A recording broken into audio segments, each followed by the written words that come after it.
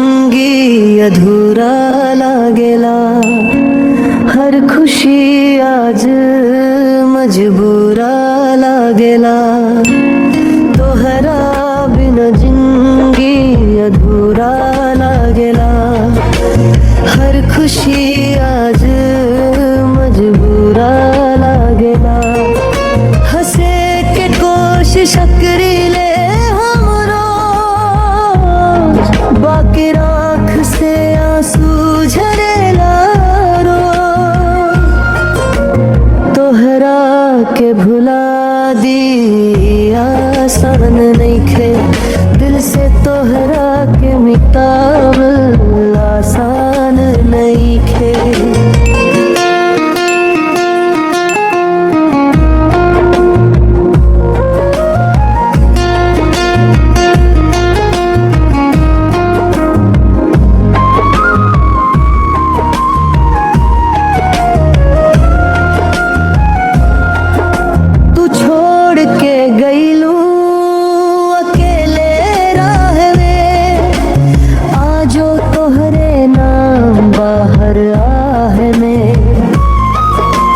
सपना देखनी तोहरा संग हो, आजो सपना सब टूटल रंग हो।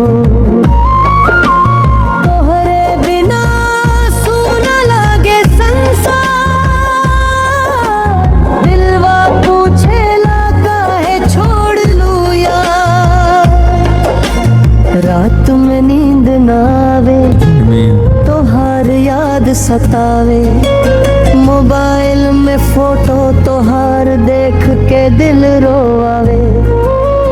तोहरा बिना जिंदगी अधूरा लागेला, हर खुशी आज मजबूरा लागेला।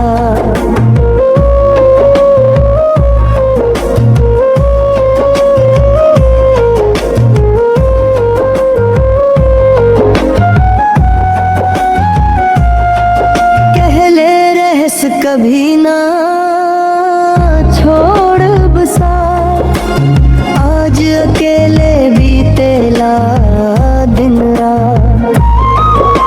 कसम सब तो हर याद आवेला, टूटल दिल बस तोहरे के बोलावेला। अगर लौट के आ जाइबू एक बेर, फिर सज जाई टूटल शहर।